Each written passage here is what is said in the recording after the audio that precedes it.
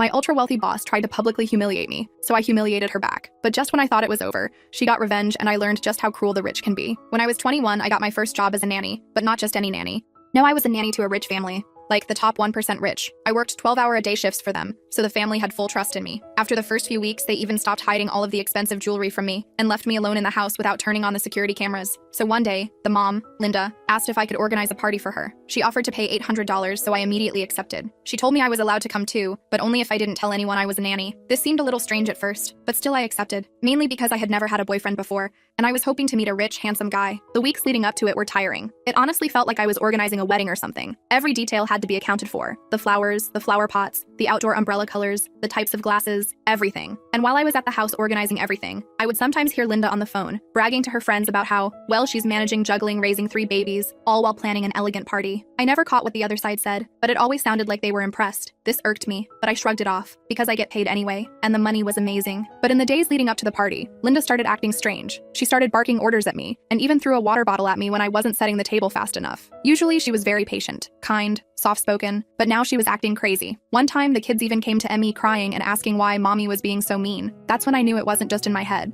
I managed to soothe them and take their minds off it by playing with them and tiring them out, and it never came up again until the day of the party. I still remember how I felt wearing my $300 dress with coordinated shoes and jewelry. Younger me would be so proud, I thought to myself. At that moment, life was sweet, and as my car pulled into their driveway, I was starstruck. There was a crowd filled with suits and elegant dresses, all talking and laughing. Inside, the chandeliers were shining onto the tables filled with all kinds of amazing food. I actually felt like a princess. Then, Linda came up to me. I could still see the tension in her eyes, but she smiled at me and introduced me to her friends. Everything was going smoothly, until there was a slight lull in the conversation, because that's when Linda striked. You know, Lily over here had her first baby over 2 years ago, and still doesn't know how to change a diaper. Everyone laughed like it was the funniest joke of all time. I didn't want to be the mood dampener, so I forced a laugh to be polite. Then Linda kept going. She can't even stop her kids from crying without calling her nanny. And one time when her nanny didn't pick up, she had to call me. Remember that, Lily? The group was laughing so hard that one of them almost dropped their champagne. Linda, I don't know how you do it. 3 years and not even a single nanny. You're an inspiration. Suddenly, the entire group was singing Linda's praises. I had every intention of going along with Linda's plan, but that's when things escalated. Soon, everyone was keeled over laughing while Linda called me lazy, useless, a bad mother, and hopeless, all in the form of a joke. And when the spotlight turned back to her, and about how her years of parenting classes had finally paid off, I stole it back. I excused myself to find the kids, and when I did, I made them cry. Nothing crazy, I just started making funny faces. As usual, 2 of them laughed. Then the 3rd child started to cry because he felt left out and didn't know what was going on. And soon, all of them started crying louder than a baby on an airplane. Hey Linda, I think your kids are crying. Why don't you show us what your parenting classes have taught you and get them to stop? Her eyes went wide and I saw a wave of panic fill her bones. Practically half the party was already watching as she went to go get them. She picked one of them up and started swinging him back and forth. This made him start to scream, and the other 2 followed suit. Within seconds, the entire house was silent, watching Linda not know how to comfort her own children. I just stood there with a smirk plastered on my face until she finally gave me the look. Within seconds, they were smiling and laughing again. Her friends immediately broke into uproar about what a natural I was. Everyone was asking if I could be their nanny, offering 2 and 3 times what Linda was paying me. I was over the moon. But little did I know, Linda wouldn't let me get away so easily. And it wasn't long before she taught me exactly what secrets rich people are hiding. The day after the party was when the retaliation began. I woke up to 3 missed calls from Linda,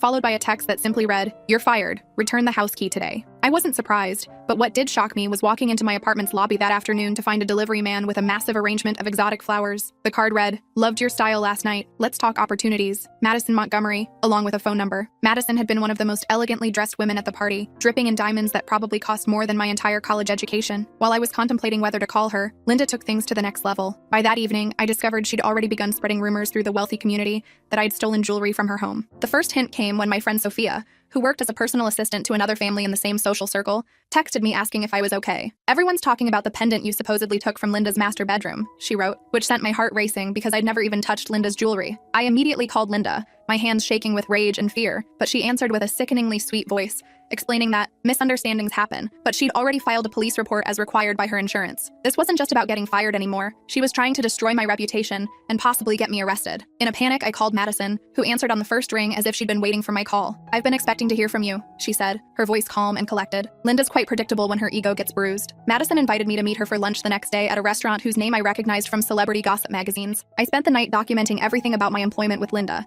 taking screenshots of texts where she praised my work with the children, and even found photos I'd taken of the kids during our activities that showed clear timestamps and locations. The next morning, I dressed in the nicest outfit I owned, which felt painfully inadequate compared to what I'd seen at the party, and headed to meet Madison. The restaurant was even more intimidating than I'd imagined.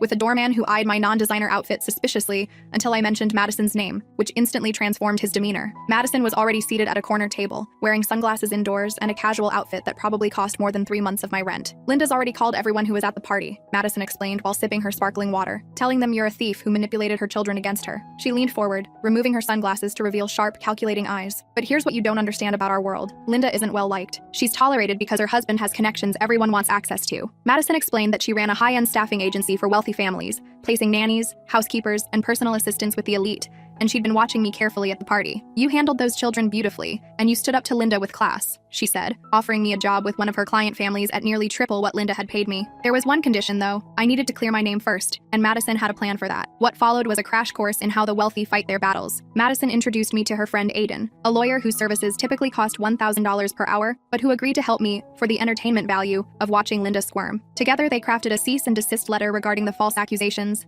coupled with a demand for a written retraction to be sent to everyone in their social circle. To my surprise, Linda caved almost immediately, sending a group email claiming there had been a misunderstanding about the missing jewelry, which had been located in her safe all along. But the damage to my reputation wasn't so easily repaired, and Linda wasn't finished with me yet. My new position with Madison's client family, the Harringtons, who had twin 4-year-olds, was going wonderfully for about 2 weeks, until Mrs. Harrington approached me one morning with an uncomfortable expression. "We've received some concerning information about you," she said gently, showing me printed screenshots of what appeared to be my social media accounts with posts showing drug use, explicit content, and even racist comments. My stomach dropped as I stared at the images. They were sophisticated fakes using my photos, but creating entirely fabricated posts I'd never made. This had Linda written all over it, but proving it would be nearly impossible. Mrs. Harrington, unlike Linda, was kind enough to listen to my explanation and agreed to give me time to address the situation. I immediately called Madison, who sighed deeply when I described what happened. "Classic Linda move," she said, and instructed me to meet her at a small, unmarked office building downtown. There, I was introduced to DT, a former hacker who now ran a legitimate cybersecurity firm catering to the privacy needs of the ultra-wealthy. DT was surprisingly young, maybe early 30s, with bright blue hair and more tattoos than bare skin visible. "Rich people problems require rich people solutions," DT quipped as she began working to trace the source of the fake posts and document proof that they were fabricated. Within a day, she had confirmed the posts were created through a VPN, but had tracked enough digital breadcrumbs to suggest someone had accessed them from Linda's home network. This wasn't enough proof for legal action, but it was enough for Madison's purposes. The next phase of Madison's plan introduced me to the real power dynamics of wealth. She arranged a lunch with several of the women from the party, including Molly Westfield, who I learned was married to the CEO of the bank that held the mortgage on Linda's husband's investment properties. Over elegant salads and sparkling water, Madison casually brought up the troubling pattern of behavior Linda had been displaying. Molly seemed particularly concerned, mentioning that her husband had been considering some changes to their banking relationships due to character concerns with certain clients. I realized with a chill that these women weren't just gossiping. They were systematically dismantling Linda's social and financial connections. By the end of the lunch, plans had been made to exclude Linda from 3 upcoming charity events, which Madison explained was essentially social death in their circle. Meanwhile, the Harringtons had decided to keep me on after DT provided them with a detailed analysis, proving the social media posts were fake. Their trust meant everything to me, and I threw myself into caring for their twins with renewed dedication. 2 months passed in relative calm. I was settling into my new role, which included traveling with the Harringtons to their vacation home in the Hamptons and their ski chalet in Vermont. The pay was incredible, the family respectful, and Madison had become something of a mentor to me. I almost forgot about Linda until one sunny afternoon when I took the twins to the local park, a fancy place with private security and a membership requirement that catered to wealthy families. Across the playground, I spotted Linda with her 3 children, and our eyes met in a frozen moment of mutual recognition. Her expression shifted from shock to fury in an instant, and she immediately gathered her children and stormed toward me. What happened next showed me just how calculated rich people's revenge can be. Instead of making a scene, Linda smiled warmly, greeting me as if we were old friends, then bent down to talk to the Harrington twins. "Hello, darlings," she cooed in a sugary voice. "Did you know your nanny used to take care of my children too? Would you like to hear a secret about her?" Before I could intervene, she whispered something to them that made their little eyes widen. Then she straightened up, gave me a venomous smile,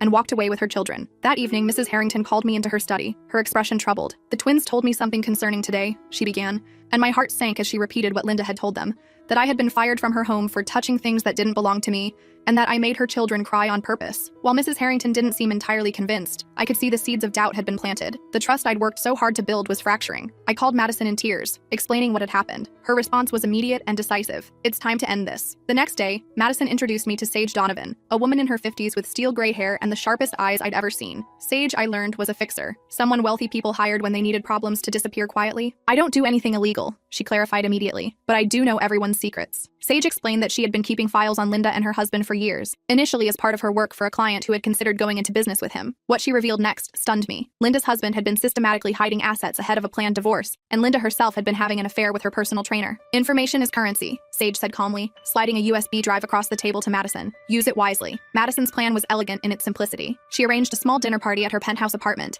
inviting the Harringtons, Linda and her husband, and several other key figures from their social circle. I was there not as a nanny, but as Madison's assistant, dressed in a borrowed designer outfit and briefed extensively on how to behave. The evening progressed pleasantly until dessert, when Madison skillfully steered the conversation toward the topic of loyalty. I've always believed that how people treat those who work for them reveals their true character, she said, looking pointedly at Linda. For example, falsely accusing a former employee of theft or spreading manufactured evidence to damage their reputation. The table fell silent as Madison continued, detailing exactly what Linda had done to me, presenting DT's evidence of the fake social media posts, and finally turning to Linda's husband. And Robert, I wonder if Linda has been as dishonest with you as she has been with everyone else at this table. What followed was like watching a perfectly orchestrated demolition. Madison revealed just enough about the affair and the financial deceptions to set both Linda and her husband into a panic, each suddenly more concerned with protecting themselves than attacking me. The Harringtons watched the unfolding drama with wide eyes, Mrs. Harrington occasionally glancing at me with new understanding. By the end of the evening, Linda and her husband left separately, Linda in tears and Robert in cold fury. The following week was a whirlwind. Robert filed for divorce, triggering the very asset investigations Linda had been trying to avoid. The personal trainer's wife went public with the affair, causing a scandal that dominated the local gossip. Madison, true to her word, had ended it. Linda was too consumed with saving her marriage, reputation, and financial security to continue her vendetta against me. The Harringtons, now fully understanding what had happened,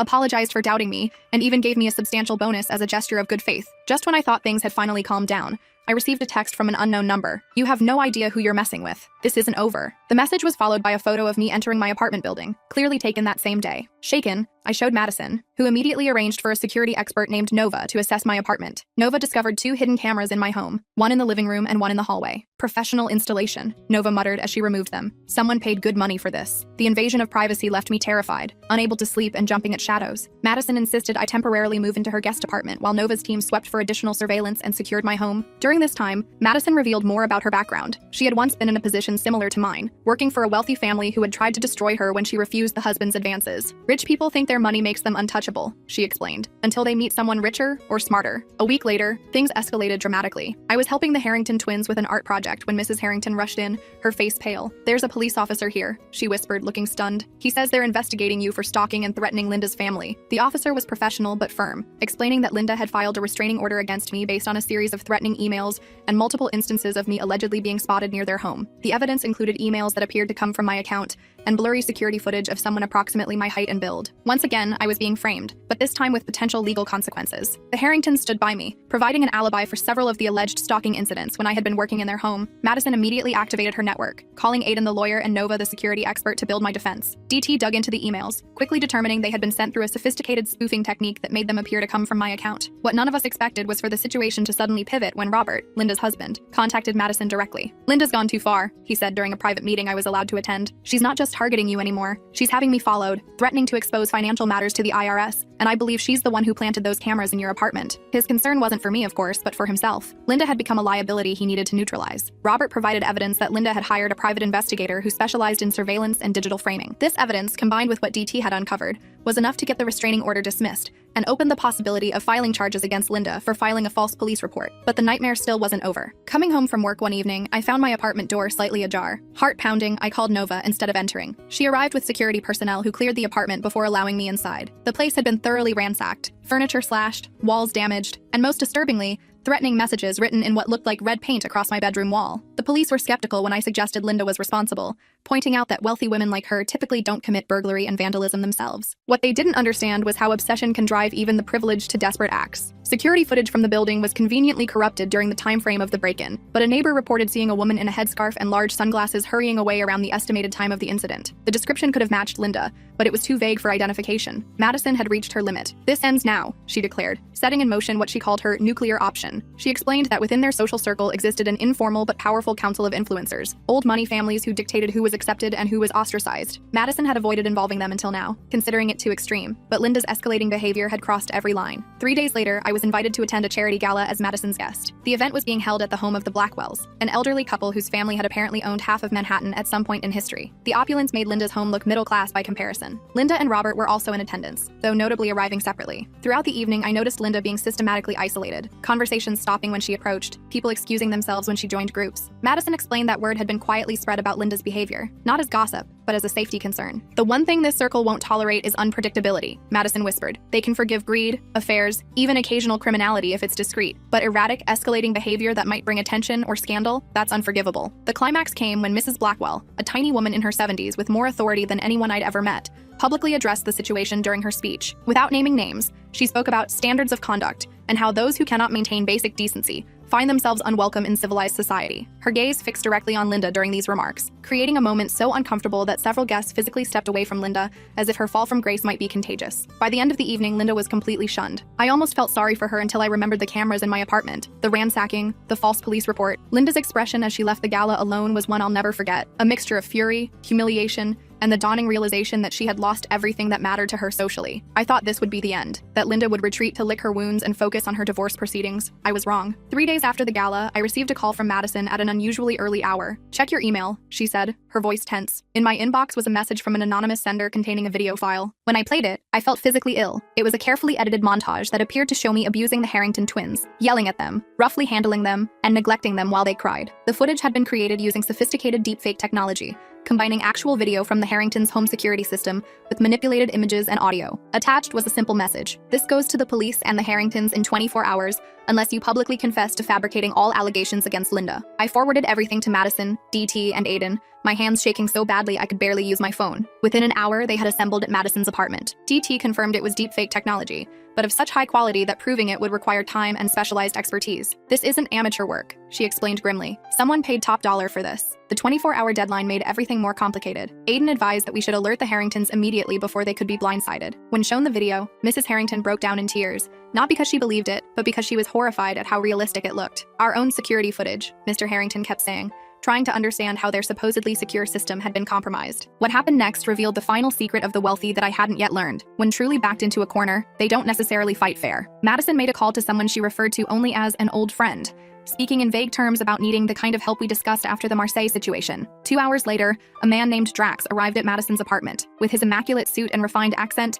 he looked like he belonged in their world, but there was something different about him, a hardness in his eyes that suggested experience beyond luxury and privilege. Drax examined all the evidence we had gathered about Linda's escalating harassment campaign, paying special attention to the deepfake video. He asked detailed questions about Linda's routines, her current living situation now that she and Robert were separated, and who might have access to her accounts and devices. Then he left with a simple, "I'll handle this." I never learned exactly what Drax did, but the results were immediate and devastating for Linda. By that evening, the anonymous email account sent a new message: "I withdraw my threat and all future actions against you. This matter is concluded." The next day, Linda abruptly sold her house, withdrew her children from their exclusive private school, and according to Madison's sources, moved to a small town in Oregon where she had family. Robert, now proceeding with the divorce uncontested, told acquaintances that Linda had experienced a health crisis, requiring a complete lifestyle change. The wealthy community accepted this explanation without question, the scandal quickly replaced by newer, fresher gossip. No charges were ever filed against Linda, no public accusations made. She simply vanished from the social landscape as completely as if she'd never existed. In the aftermath, I continued working for the Harringtons, who had stood by me throughout the ordeal. Madison became not just a mentor, but a friend, occasionally inviting me to events where I gradually became familiar with the unspoken rules and subtle power dynamics of their world. I never saw Linda again, though occasionally I would receive a notification that someone from Oregon had viewed my social media profiles. As for what secrets the rich are hiding, they're often the same ones everyone else has: infidelity, insecurity, financial troubles, family dysfunction, just with more zeros attached to the price tags and more resources to keep them buried. But the biggest secret I learned is that their greatest fear isn't losing their money, it's losing their place in the hierarchy,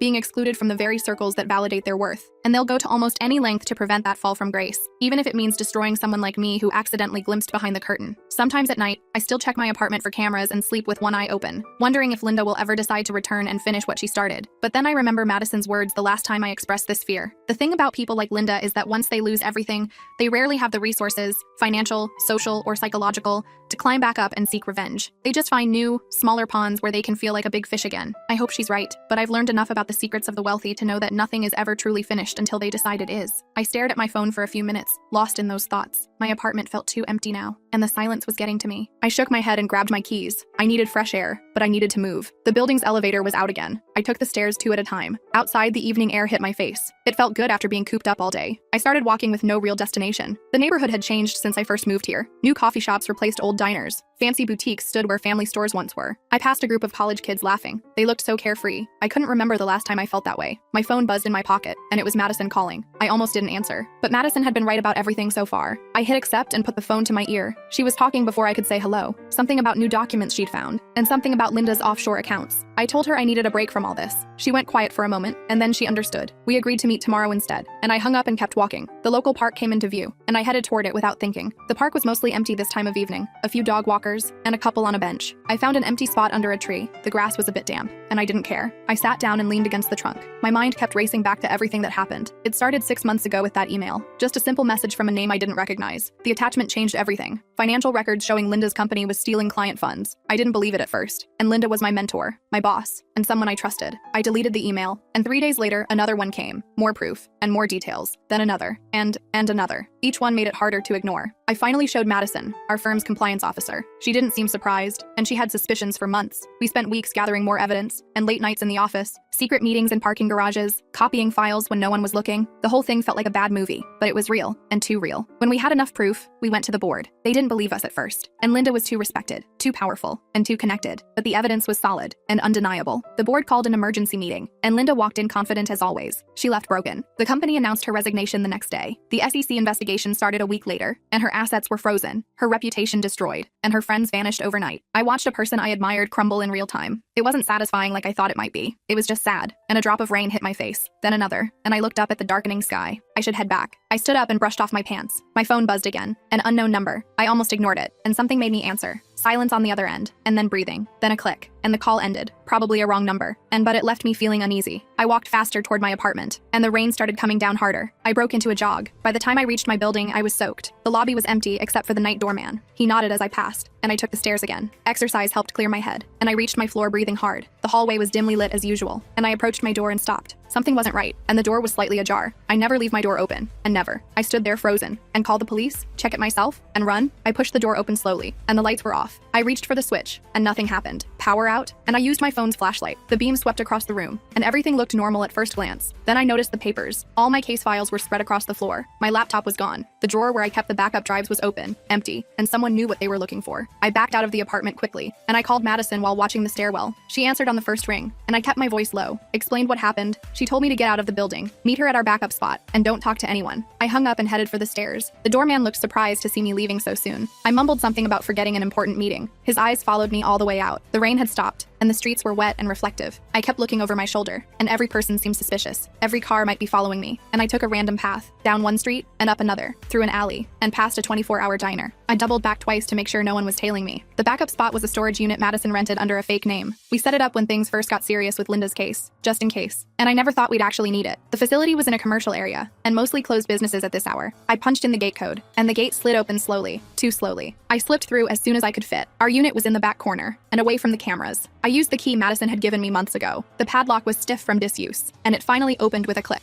I rolled up the door just enough to duck inside. Madison was already there, and a small battery lantern lit the space. She had her laptop open. Her face looked grim in the harsh light. She didn't waste time with greetings, and she showed me what she'd found. Linda had another account we missed, and a big one, in the Caymans. The money trail led to some concerning places. People you don't want to owe favors to. People who solve problems permanently. And my break-in wasn't random. It was a warning, and/or a first attempt. Madison had moved all her important stuff here days ago. She suspected something like this might happen, and she always thinks 3 steps ahead. That's why she's still alive in this business. We spent the next hour making plans, and we needed to disappear for a while. Let things cool down. We had enough evidence backed up in secure locations. The authorities had what they needed, but our part was done. Madison had cash ready, and burner phones, prepaid cards, and even fake IDs. I was impressed and a little scared by her level of preparation. We decided to split up, and harder to track 2 moving targets. We'd meet up in 2 weeks at a predetermined location. Until then, minimal contact, and no electronic communication. Old school protocols only. And I left first. The night air felt different now. So dangerous. Every shadow could hide a threat. I walked 6 blocks before finding a taxi. I gave the driver an address 3 neighborhoods away from my actual destination. I watched out the back window the whole ride. No one seemed to be following. I paid cash and walked the remaining distance. The motel was exactly the kind of place no one asks questions. Faded sign, and cracked parking lot. Weekly rates available. I registered under one of the names on the ID Madison gave me. Paid for 3 nights up front. The room smelled like old cigarettes and cheap cleaner. The bed sagged in the middle, and the TV only got 4 channels. It was perfect, and no one would look for for me here. I didn't sleep much that night. Every noise in the hallway made me jump. Every car in the parking lot might be them. Morning came after what felt like days, and I needed to keep moving. Staying in one place too long was dangerous. I showered quickly, and the water barely got warm. I put on clothes from the small bag I had grabbed during our storage unit meeting. Nothing fancy, and nothing memorable. Just another face in the crowd. And I checked out early. The front desk guy barely looked up from his phone. I walked 3 blocks to a bus stop, took the first bus that came, and didn't matter where it was going. Just needed to move, but needed to blend in. The bus was half full, and regular people going to regular jobs. I envied their normal lives, and their normal problems. I got off downtown, bought a cheap baseball cap at a tourist shop, found a diner with poor lighting and a back exit, ordered coffee and eggs, and watched the street through the window. No familiar faces, and no one paying too much attention. The waitress refilled my coffee without asking, and I left cash on the table. Included a good tip. No reason to be memorable for being cheap. I spent the next week moving around the city, never staying anywhere more than one night, and always paying cash, always watching, and always ready to run. I called Madison once from a payphone, and our agreed check-in. 3 rings, hang up, call back, and she answered with our code phrase. She was okay, and still moving, still watching, and still alive. We kept the call under 30 seconds, and long enough to confirm status, not long enough to trace. And on day 9, I saw him, the doorman from my building. He was across the street from the coffee shop where I was sitting, too far from my building to be a coincidence. He was looking at storefronts